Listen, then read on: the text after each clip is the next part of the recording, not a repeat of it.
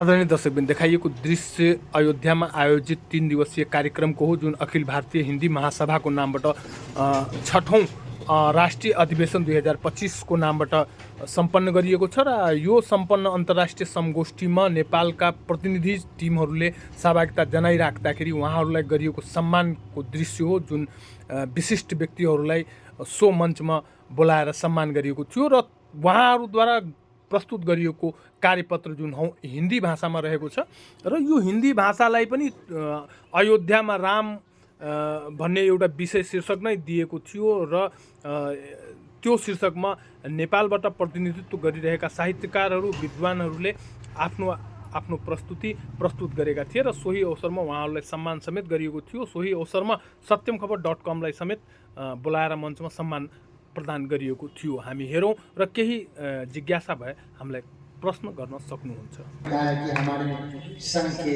Media प्रबंधक हैं वो चंद्रेश्वर राज त्रिपाठी। अमित सर, डॉक्टर धर्म कुमार सर, प्रोफेसर साहब आ जाइए अभी। बहुत बहुत धन्यवाद सर। अब मैं हमें एक महत्वपूर्ण और गहन जिम्मेवारीपूर्ण कार्य जो है अखिल भारतीय हिंदी महासभा ने हमारे जिम्मा लगाया है, और वो काम है जो है मर्यादा पुरुषोत्तम भगवान श्री राम का गुणगान करेंगे। सभी को 2 से 3 मिनट तक का समय रहेगा और वो बहुत कम समय में शुरू में अपना विचार रखेंगे। इस रचना के माध्यम से विश्व में 30 से लेकर 35 करोड़ लोग आज जो है वो अवधी भारतीय हैं, जो श्री रामचरितमानस के भक्त हैं, अनुयायी हैं, इस पर आस्था विश्वास रखते हैं। सबसे पहले प्रमुख आज के वक्ता के रूप में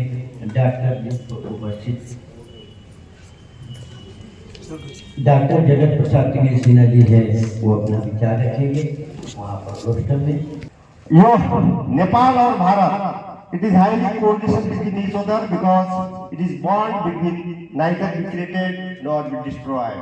So I think it is the highly coordination bond each other and its neighboring country also, and that should be dharma, parampara, culture, संस्कार, आदर, सम्मान जितना भी है ये सब एक आपस में ये विक्रमादित्य का से जो शुरुआत है उसी को बनाते हैं, लेकिन आप लोग इसी को अंग्रेजी साल इंटरनेशनल ईयर मनाते हैं। सो आप लोगों को नया साल की हार्दिक शुभकामनाएं। सभी का भला हो, सभी का माता सीता, माता भगवान राम, और मैंने अभी हाल ही में उपन्यास लिखा है माता पार्वती के ऊपर शैल सीते, जिसका शीर्षक है और शायद माता शैल सीते सभी की कल्याण करें। सबसे मैं माता से आशीर्वाद मांगती हूँ। और आप लोगों ने यहाँ पर हम सबको आमंत्रित किया और यहाँ कुछ अपना विचार रखने का भी अवसर दिया, और उसके साथ साथ मैंने भगवान राम के बारे में लिखने के लिए मुझे विष्णु कुमार भाई साहब ने बोला था, तो मैंने अब क्या लिखूं, भगवान राम के बारे में तो सभी को मालूम है। सो मैंने कुछ भावनात्मक रखती है। उनके जीवन की विभिन्न पहलुओं को उजागर करते हुए नेपाली कवियों, लेखकों और साधु संतों ने अपनी काव्य और साहित्यिक रचनाएं प्रस्तुत की है।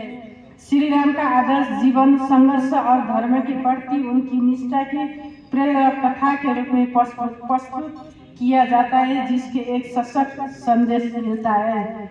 इस लेख का उद्देश्य नेपाली भाषा और साहित्य में श्री राम के महत्व और उनके प्रभाव का विश्लेषण करना है। इस लेख में श्री राम के व्यक्तित्व, उनके जीवन, संघर्ष, रामायण की नेपाली संस्करण का प्रभाव और श्री राम पर आधारित नेपाली साहित्य में काव्य रचनाओं और लेखों का अध्ययन किया गया है।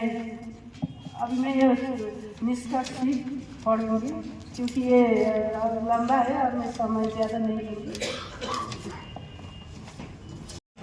आज ये हिंदी विश्व हिंदी महासभा का ये सम्मेलन जो आप लोग अयोध्या में आयोजित किए हैं, इसके लिए विशेष रूप से मैं आयोजित संस्था को धन्यवाद देना चाहता हूं।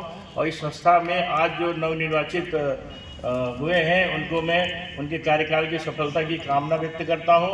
और हम लोग को आप लोगों ने बुलाया और निमंत्रण दिया और हम लोग आए, ये हम लोग का सौभाग्य है। इसके लिए भी मैं इस संस्था का जो है नेपाल के हिंदी भाषा के उस उपाध्यक्ष के रूप में धन्यवाद आभार प्रकट करता हूँ।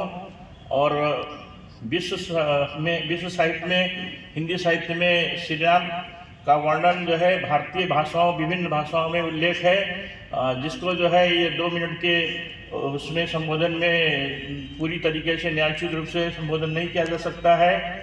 इसके लिए अधिक समय चाहिए, जो हमें अभी नहीं प्राप्त हुआ है। और हमारे नेपाल में भी श्री राम के साहित्य में जो है नेपाली भाषाओं में विभिन्न प्रकार की कृतियाँ प्रकाशित हैं। और मुझे एक बात में बहुत दुख लगा है कि इतनी बड़ी संस्था और लेकिन उपस्थिति इतनी नगण्य है, जिसके लिए मैं चाहूँगा कि हम सब मिलके इस उपस्थिति को, क्योंकि ये अंतर्राष्ट्रीय स्तर से होने वाला कार्यक्रम है और जिसमें आगे ही कुछ लोग बैठे हैं, पीछे कुर्सियाँ खाली हैं, तो मैं चाहूँगा कि आगामी कार्यक्रम में इस उपस्थिति को बढ़ाया जाए और इस संस्था की गरिमा को हम लोग किस तरीके से विशिष्ट रूप से स्थापित कर सकते हैं, इस दिशा में कार्य किया जाए। और हम लोग अपने नेपाल के माध्यम से इस संस्था का कार्यक्रम नेपाल में करवाने के लिए जोरदार प्रयास करेंगे। और हम लोग चाहेंगे कि आप लोग वहाँ पे आए और हम लोग आपका स्वागत कर सकें। और इस संस्था के माध्यम से यहाँ आप लोगों ने मुझे बुलाया, बहुत सारे मेरे जो है व्हाट्सएप मित्र भी बने। अब हम लोग जो है फ़ोन के माध्यम से, मैसेज के माध्यम से एक आपस में जुड़े रहेंगे। और मेरी एक आग्रह ये भी है कि हम सभी जो है इस संस्था में जितने भी लोग जुड़े हैं, एक दूसरे से परिचित हो और आप व्हाट्सएप के माध्यम से हो, फ़ोन के माध्यम से हो। और इस संस्था की मैं उत्तरोत्तर प्रगति की कामना करता हूँ। और आज जो निर्वाचित हैं उन सभी को मैं धन्यवाद देता हूँ, आभार प्रकट करता हूँ और उनके उज्जवल भविष्य की कामना करता हूँ। धन्यवाद।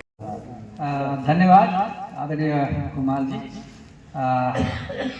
अखिल भारतीय हिंदी महासंघ के सभा हो रहा है, इसमें आयोजक की ओर से नेपाल से हम लोग को आमंत्रित जो किया है, सर्वप्रथम आप लोग को हम आभार प्रकट करते हैं। हम नेपाल से करीब 10 लोग यहाँ उपस्थित हैं। जानकी सीता और राम के जो वैवाहिक संबंध और नेपाल और भारत का जुड़ता है, अभी तक भी वो निरंतर चल रहा है। जो मर्यादा पुरुष राम के बारे में और सीता के बारे में जो बुजुर्ग लोग, जो विद्वत लोग जो यहाँ बताए हैं, उसमें हमारा समर्थन है।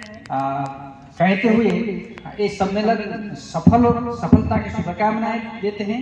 जो चुने गए हैं अभी विश्व हिंदी महासंघ में और भारतीय हिंदी महासंघ में जो अभी चुने गए हैं, वो सब के लिए बधाई का शुभकामना देते हैं। हम समय दान करते हैं, यहाँ से विदा होते हैं। धन्यवाद।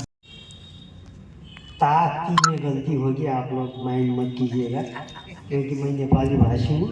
हिंदी पढ़ते वक्त मैंने वैसे बनारस हिंदी विश्वविद्यालय से पढ़ा है, PhD मैंने वही किया है, इसलिए हिंदी 4 साल बैठते मैंने हिंदी कुछ सीखा, इसलिए वो हिंदी आज प्रैक्टिस भी हो जाएगी, मैं कुछ बोलूँगा। इसके मैं सबसे पहले आप लोगों के प्रति आभार व्यक्त करता हूँ कि आप लोगों ने बुलाया।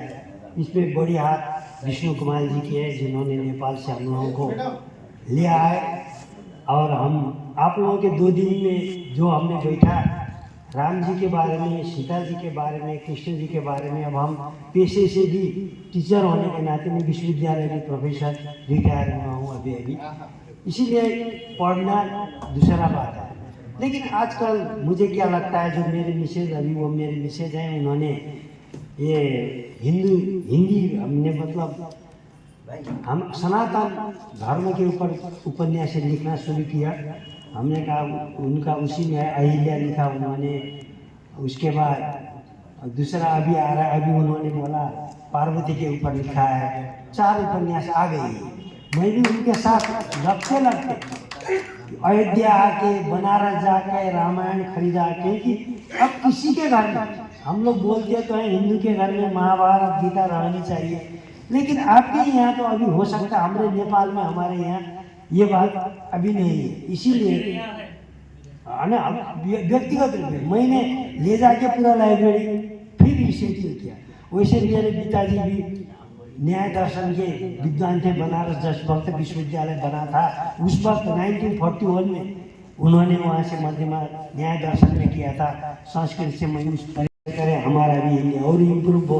मैं बढ़िया से आप लोगों से बात कर सकूँ, इतना कहते हुए आप ये 2 दिन का हम लोगों का बसाई बहुत फ्रेंडली, बहुत इतना सरल रहा। आप अंतर्राष्ट्रीय संगोष्ठी में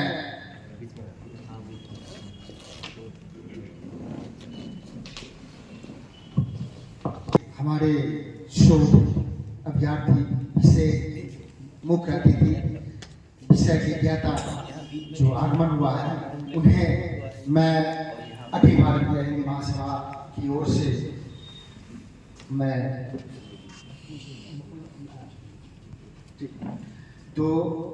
उन्हें